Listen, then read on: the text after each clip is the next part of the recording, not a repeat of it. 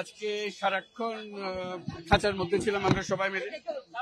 যদিও আমাকে বলা হয়েছিল যে আপনি থাকেন, আমি বললাম যে সবাই যাচ্ছে, আমি সঙ্গে থাকি। তো সারাক্ষণই খাঁচার ভেতরে ছিলাম।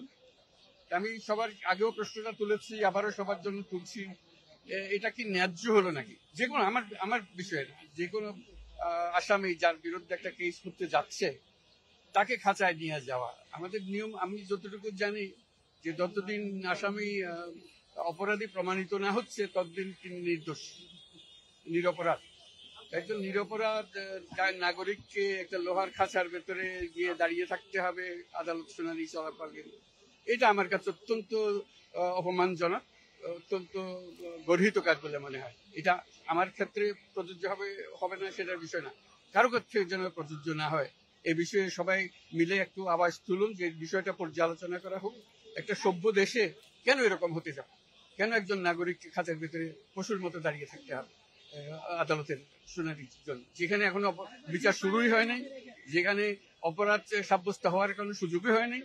এই নিরপরাধ একজন নাগরিককে কেন খাঁচার মধ্যে থাকতে হবে? এই প্রশ্নটা তুললাম।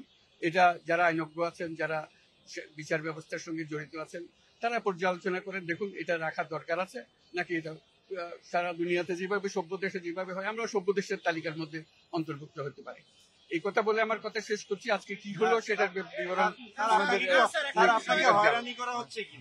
এই তো বললাম, শুরুই তো বললাম সেটা হয়রানির ভেতরে আছে। একটা হলো যে বলছে যে আমি কি বলে মানি লন্ডারিং, তারপরে আত্মসাৎ, প্রতারণা, এই শব্দগুলোর সঙ্গে আমার কি যুক্তি আছে আমি তো জানি না। এটা আমি শিখি নাই কোনোদিন, করি নাই কোনোদিন।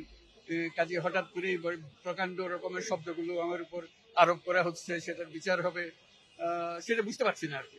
সেটা কেন হয় যে এটাই হলো হয়রানি, যে আমার কাছে বোধগম্য, আমার সহকর্মীদের কাছে বোধগম্য হচ্ছে না, কারো কাছে বোধগম্য হচ্ছে না। আমরা সারা জীবন তো মানুষের সেবাতেই কাটিয়েছি। এই অর্থ আত্মসাৎ করার জন্য তো আমরা আসি, নিজেদের অর্থ ব্যয় করে আমরা এসেছি। এটাই আমাদের ইতিহাস। কাজে এখানে কেন হচ্ছে এটাই হলো হয়রানি, যে আমাদের বোধের মধ্যে আসছে না কেন এই হয়রানির মধ্যে আমাদেরকে থাকতে হবে। বহু রকমের জিনিস, এটা তো তালিকা প্রত্যেকবারে বলছি যে একটা হলো যে আমি রক্তচোষা, একটা হলো আমি সুদখোর, একটা হলো যে আমি দেশের শত্রু, আমি পদ্মা সেতুর অর্থ আটকে দিয়েছি, আমি চারদিকে ষড়যন্ত্র করে বেড়াই। এগুলো হলো হয়রানি, যে কথার কথা বলেই যাচ্ছে।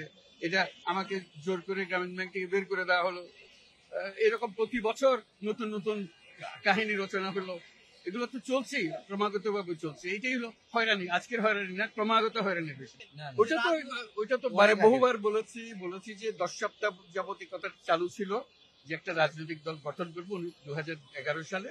10 সপ্তাহ পরে বলছি যে না, রাজনীতি আমার বিষয় না, আমি পারবো না, কাজে আমি এর মধ্যে নেই। এটাই তো চূড়ান্ত হয়ে গেল। এটাই অপরাধ আজকে এত বছর পরেও আবার কেন বলতে হবে? এটাই হলো হয়রানি।